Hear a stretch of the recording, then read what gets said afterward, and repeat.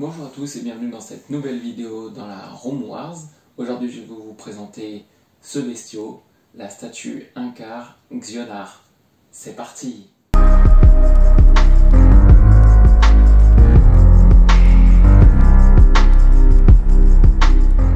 On se retrouve aujourd'hui après une coupure de quelques mois. J'avais eu peu de temps pour pouvoir consacrer des tournages à la Rome Wars. Du coup, nouveau générique, nouvelle coupe de cheveux et nouvelle statue Xionar. C'est reparti, on est parti sur une statue au format 1/4. Dites-moi si vous l'avez reconnu, il s'agit de Dark Plagueis, issu du roman du même nom, Dark Plagueis, édition Pocket, qui raconte l'histoire du maître tout simplement de Palpatine. C'est un site très important mais qui est présent uniquement dans l'univers canon. Il n'apparaît que seulement dans la scène de l'opéra dans l'épisode 3, La revanche des Sith, où Palpatine parle à Anakin de son maître qui aurait réussi à vaincre la mort. Voilà donc sa représentation par le studio indépendant Xionar. On rappelle que c'est du non officiel, mais on reconnaît parfaitement le personnage.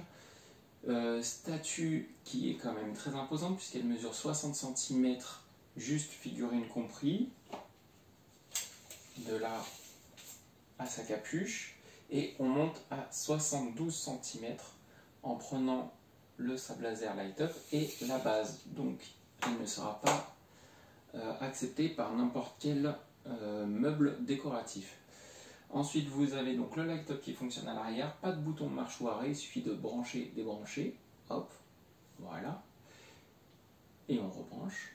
Ce qui est intéressant sur cette statue, c'est qu'elle était fournie avec deux têtes. Je vous montre la deuxième. C'est une tête avec un respirateur, un petit peu à la Dark Malgus. Je vous montrerai après les deux poses avec la première tête et la deuxième tête. C'est un tirage, comme d'habitude, en tout petit exemplaire. Il s'agit du numéro 47, la petite plaque. Je vous mettrai sur la droite le nombre de tirages mondiaux, mais ça doit être entre 75 et 50 de toute façon.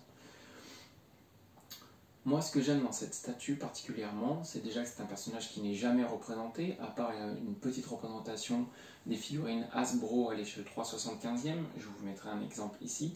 Ce personnage n'a jamais été représenté.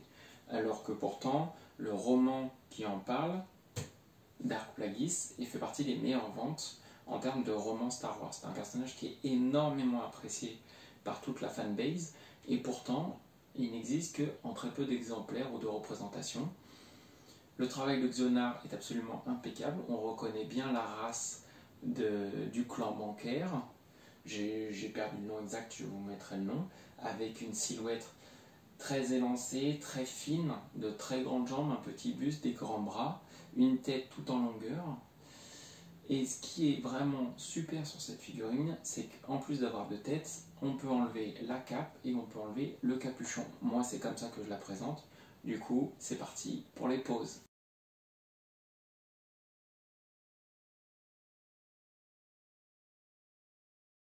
Nous voilà repartis pour pouvoir faire la démonstration avec capuchon aimanté en plastique, tête aimantée également pour mettre la deuxième tête. Je vous ferai des gros plans par la suite. Hop. Et on peut également remettre le capuchon qui vient s'insérer dans les aimants. Je vais débrancher le light up et comme ça je pourrai la tourner sur elle-même pour vous montrer un petit peu. Hop. Voilà, avec son masque et son sceptre sabre. On peut voir tout l'effet de texture appliqué sur la robe. Voilà. Pour ceux qui ne sont pas fans du sceptre, on peut enlever le manche en bas, hop, pour faire simplement un sable laser. Moi je préfère avec le sceptre. Voilà.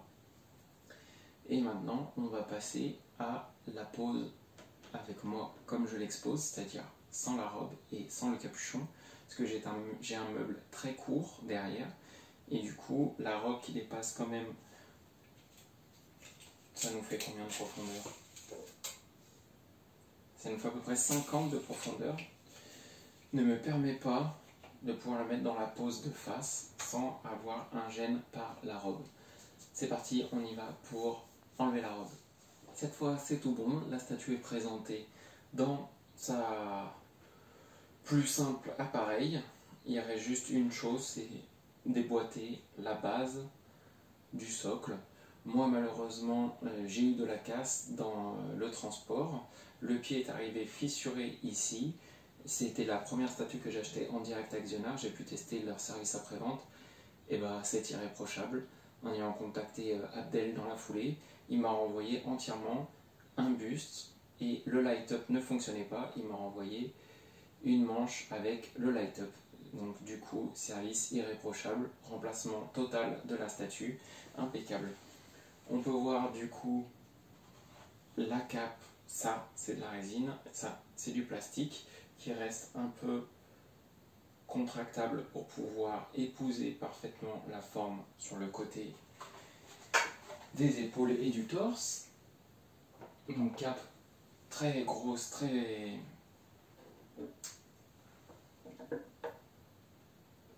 C'est parti pour le montage. Hop, le premier bras.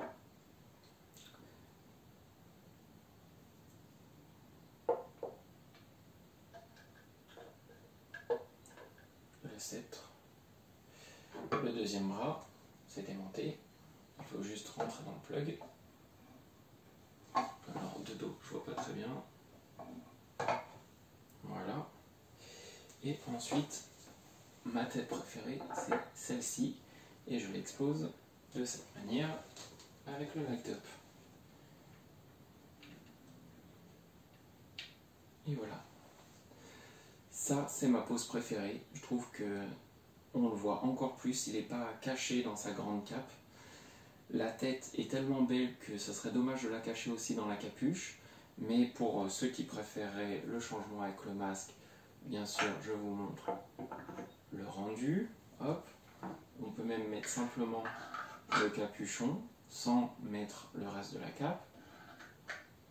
J'ai pensé à un moment à faire une cape en tissu avec du câble filé à l'intérieur pour pouvoir lui donner la forme qu'on veut, mais pour l'avoir déjà eu sur les sideshows officiels de Dark Maul et de Savage, le tissu, quand ça prend la poussière, ça perd complètement sa couleur, ça devient tout blanchâtre et c'est pas super. Donc du coup je préfère rester comme ça. Bon, malheureusement on voit qu'il y a des trous au niveau des inserts puisque normalement il y a les manchons de la robe qui passent ici, mais moi c'est vraiment comme ça que je la préfère. On y va pour la vue en détail.